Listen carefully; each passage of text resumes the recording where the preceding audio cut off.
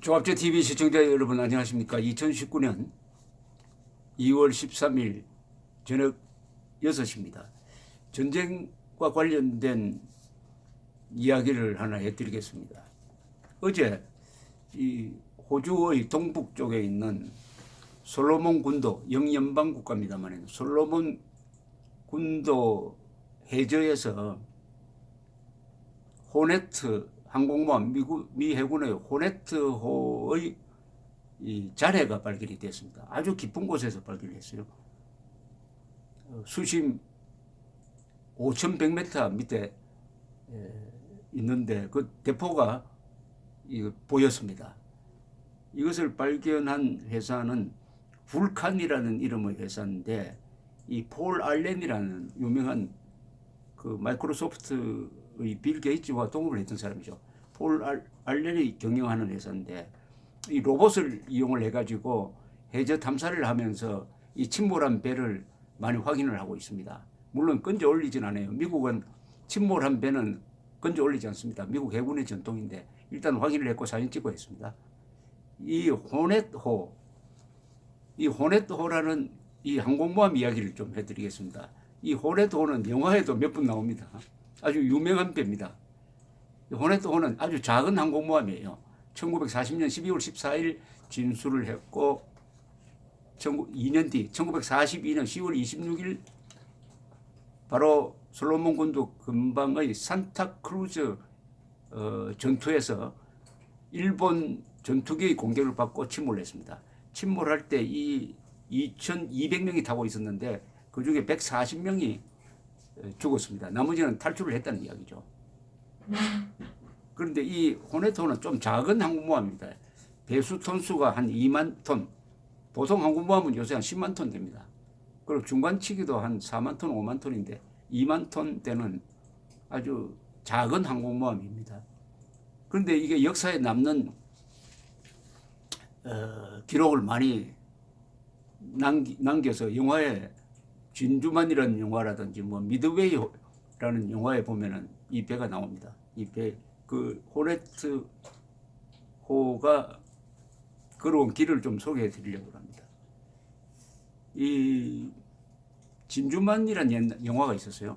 진주만 기습을 다룬 영화는 많이 나왔습니다. 옛날에 도라 이것은 일본 해군의 암호입니다만은 라는 영화가 대작으로 나왔고 한 10여 년 전에 진주만이라는 영화가 나왔는데 진주만 기습 장면이 한 40분 정도 나옵니다. 실전 기류와 거의 비슷한 상황인데 거기서 보면은 하와이의 이 오하우 섬 호놀룰루가 있는 데죠. 이곳을 일본의 연합함대 함재기가 공격을 합니다. 그때 일요일이었어요. 그때 이 연합함대는 6척의 항공모함에 비행기를 잔뜩 태워와가지고 전투기와 폭격기가 한 360대였습니다. 제1진이 180세대의 전투기가 투입이 되었습니다. 그런데 이때 진주만에는 아리조나호라든지 이 전함은 몇 척이 있었는데 항공모함이 한 척도 없었어요. 항공모함을 파괴해야 되는데 항공모함은 그때 이 항구에 있지 않고 다른 데 나가 있었어요. 그래서 미국 해군이 반격을 할 수 있는 전력을 가질 수 있었습니다. 그 목표는 항공모함이었는데 그래 어쨌든 한 2,700명이 여기서 죽었습니다. 9.11 테러 나기 전까지 하루에 미국 사람이 외국의 침략으로 죽은 가장 많은 사람이 죽은 겁니다. 물론 자기들끼리 싸워서 죽은 거는 뭐 게티스버그 같은 데는 하루에 10,000명 이상씩 죽고 했으니까 외부의 침략으로 죽은 걸로는 9.11 테러까지는 이게 가장 많은 사람이 한 2,700명이 죽었습니다. 자, 이 김주만 기습을 당한 프랭클린 루즈벨트는 그 다음 날에 선전포고를 합니다. 이렇게 해서 2차 세계대전에 미국이 끼어듭니다. 그런데 미국이 프랭클린 루즈벨트가 아무리 생각해도 이 복수를 해야 되겠는데 하다가 아이디어를 하나 냅니다. 우리도 당했으니까 우리는 동경을 폭격하자. 동경을 폭격하자 하는 작전을 세웁니다. 동경을 어떻게 폭격할 거냐? 그 아이디어가 성사되는 게 1942년입니다. 1942년 4월 18일입니다. 4월 18일 북태평양에 이 오늘 침몰된 걸 확인한 이 호네트 항공모함을 보냅니다. 일본에 바짝 붙여서 보냅니다. 거기에 B-25 폭격기가 실려 있었습니다. B-25 폭격기. 중거리 폭격기죠. 16대가 실려 있었어요. 그래서 이 중거리 폭격기를 띄워가지고 동경을 폭격하는 겁니다. 동경을 폭격한 다음에는 중국 쪽으로 날아가서 중국의 비행장에 착륙하려는 계획을 세웠습니다. 이 계획을 주도한 사람이 누구냐 하면은 둘리트라는 사람, 둘리트 중령입니다. 중령이 이 호네트호는 이 갑판이 짧아요. 보통 이 항공모함보다 짧아가지고 B-25는 상당히 큰 비행기인데 이게 이륙하는 게 굉장히 어렵습니다. 그러나 연습을 많이 해가지고 한 140m 되는 주행거리 짧은 데서 이륙을 합니다. 그 이륙 연습을 하는 장면이 진주만이라는 영화에 보면 많이 나와요. 물론 둘리트 중령이 제일 먼저 이륙을 합니다. 그때 16대의 B-25 중거리 폭격기가 뜹니다. 맨 앞에는 둘리트 다 성공적으로 이륙을 해요. 이륙 자체가 아주 아슬아슬합니다. 그런데 이게 너무 빨리 이륙을 했어요. 무슨 뜻이냐면은 일본에 조금 더 다가가서 이륙을 해야 되는데 중간에 일본 배를 만났습니다. 그러니까 아차, 이 큰일 났다. 저 일본 배가 본부에 연락을 하면은 폭격기가 달려오지 않겠느냐 해가지고 상당한 거리가 있는데 이륙을 하니까 폭격하러 가는데도 시간이 더 많이 걸리고 결국 나중에는 중국까지 갈 기름이 없어져가지고 나중에 낙하산 타고 막 탈출하고 이렇게 됩니다. 이게 너무 서둘러서 떴어요. 그냥 일대 모험이죠. 그때 조종사하고 옆에 탔던 사람 합쳐서 16대를 운행한 사람은 80명입니다. 당시는 미국은 공군이 별도로 없었어요. 해군에 조속돼 있습니다. 하여튼 조종사 등 80명이 참여를 했는데 이 중에 둘리트 등 71명은 살아서 돌아갔어요. 그리고 나머지 9명이 낙하산 타고 떨어지다가 죽고 또 포로로 잡혀가지고 죽고 있습니다. 이 둘리트는 뭐 미국 사람들 머릿속에 남는 영웅이 되었습니다. 자, 이 16대의 비행기는 동경을 폭격했습니다. 동경을 폭격을 했는데 그때 일본 사람들은 깜짝 놀랐어요. 진주만 기습에서 이겨가지고 성전 분위기로 들떠 있었는데 갑자기 대낮에 아침이죠. 16대 비행기가 와가지고 폭격을 했는데 그 폭격으로 인한 무슨 사망자는 없습니다. 일단 미군 비행기가 와서 폭격을 했다. 이게 아주 충격적이었습니다. 충격적이고 특히 천황의 안전을 생각하게 되어 있는 일본 군부가 이 기습작전에 놀라가지고 전략을 바꿉니다. 그때 일본에서는 다음 전쟁은 어느 쪽으로 가야 되느냐 하는 논의를 하게 돼 있어요. 남쪽으로 가느냐 북쪽으로 가느냐. 북쪽으로 가면 소리를 치는 겁니다. 남쪽으로 가면은 더 인도네시아나 이쪽에 치중을 하면서 미국 해군력을 망가뜨려야 된다.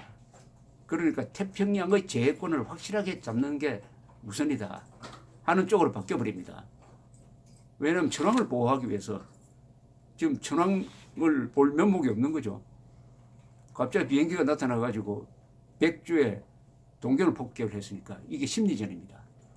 그래서 전략이 바뀝니다. 남쪽으로 가는 해전 전략으로 바뀌는 거죠. 그래서 그해 6월 1942년 6월 일본의 막강한 연합함대, 그 연합함대는 항공모함만 해도 4척이고 뭐 실은 비행기가 한 300대 정도 되는, 이게 어느 쪽으로 가느냐 하면 태평양의 북쪽에 있는 미드웨이를 점령하기 위해서 갑니다. 그런데 미국이 미드웨이를 목표로 해서 일본 연합함대가 접근한다는 것을 알았어요. 암호를 풀었습니다.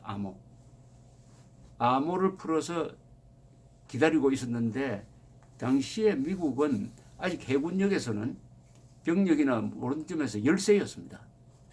열세였는데 이 미드웨이 해전이 2차 세계대전을, 특히 태평양 전쟁을 결정하는 가장 중요한 전투입니다만은, 이 양쪽이 대결을 하는데 그것은 뭐 더 상세하게 설명할 것 없이 결론적으로 어떻게 됐냐. 운이 좋은 미군이 이겼어요. 어떻게 이기느냐 하면은 이 항공모함끼리 싸울 때는 항공모함과 항공모함이 싸우는 게 아니죠. 항공모함에서 뜬 전투기끼리 싸우는 거죠. 그러니까 어느 전투기가 먼저 상대방 항공모함을 부수느냐의 싸움입니다. 그러려면 우선 정찰을 잘해야 됩니다. 정찰을. 그리고 항공모함에 실려 있는 비행기는 폭격기가 있고 그 항공모함을 지키는 비행기가 따로 있습니다. 또 폭격을 할 때도 직접 때리는 거 있고, 그 곁에 다가가가지고 의뢰를 쏘아가지고 격침시키는 의뢰기라 그러죠.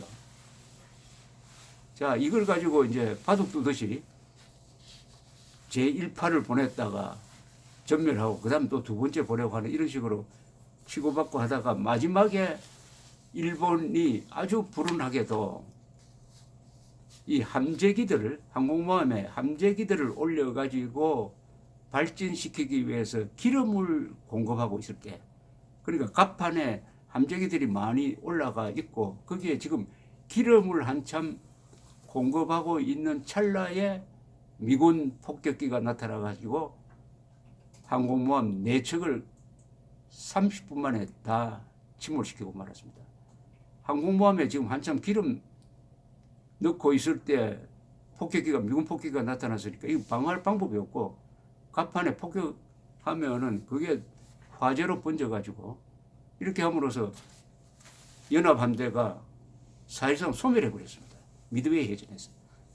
그 시간이 한 30분 정도밖에 안 됩니다. 이렇게 되도록 만든 게 호넷이죠.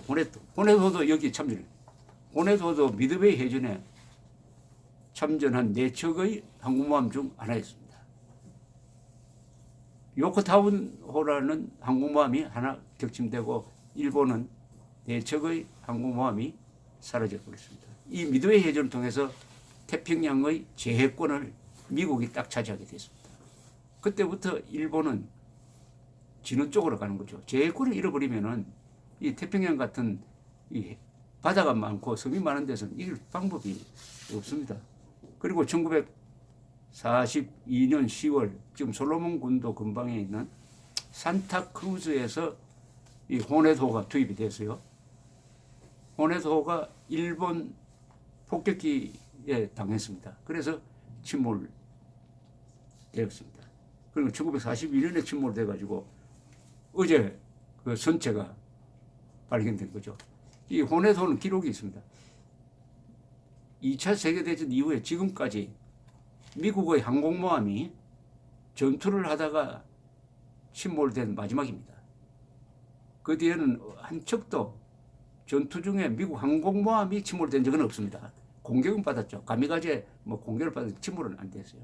항공모함은 침몰되기가 힘들죠. 왜냐하면 비행기도 싣고 있을 뿐만 아니라 항공모함 주변에는 구축함도 있고 순양함도 이렇게 데리고 다니지 않습니까? 그걸 타스크포스 그러죠. 호넷 이야기를 했습니다. 진주만 호넷 둘리틀 특공대의 일본 공습, 그것이 유발한 미드웨이 해전. 미드웨이 해전 몇 달 뒤에 있었던 산타크루즈 해전에서 보넷이 침몰했어. 그러니까 이 배는 아주 단명을 했습니다. 1940년 12월 14일 진술을 해가지고 1942년 10월 26일에 침몰했으니까 2년밖에 생애가 2년밖에 안 되는데 아주 역사적인 순간에 미드웨이 해전과 둘리틀 특공대를 보낸 배로서 역사의 이름이 아주 오랫동안 남게 됐습니다. 우리가 이 전사에서 보면은 유명한 배 이름을 기억합니다. 비스마르크호라고 있습니다. 1940년이죠. 40년에 히틀러가 야심작으로 만든 비스마르크호가 영국 해군에 걸려가지고 비스마르크호가 후드라는 영국 전함을 격침시키고 그 다음에 나중에는 비스마르크가 쫓겨가지고 나중에는 프린스 오브 웨일스라는 전함에 의해서 격침되는다. 근데 프린스 오브 웨일스는 언제 격침이 되느냐? 진주만 기습 그 다음 날인가? 이 싱가포르 근해에서 일본 폭격기에 의해서 프린스 오브 웨일스가 격침됩니다. 약 3만 5천 톤 되는 영국 해군을 대표하는 전함이었습니다. 이 윈스턴 처칠의 회고록에 따르면 자기가 2차 세계대전 때 가장 충격을 받았을 때가 프린스 오브 웨일스가 격침됐을 때라고 합니다. 이 처칠은 1차 세계대전 때 해군 장관을 했습니다. 해군 장관을 해서 이 해군 전략을 잘 아는 사람이고 영국의 그 유명한 함대를 상징하는 기함격인 프린스 오브 웨일스가 일본 폭격기에 의해서 격침된 것은 어떻게 보면 대영 제국의 쇠퇴를 상징하는 것이었죠. 그 몇 달 뒤에 싱가포르가 함락이 됩니다. 그래서 약 15만 명의 영국군이 일본군에 항복을 합니다. 병력은 오히려 영국군이 더 많았어요. 이것 또한 영국 역사상 가장 큰 치욕으로 기록되고 있습니다. 감사합니다.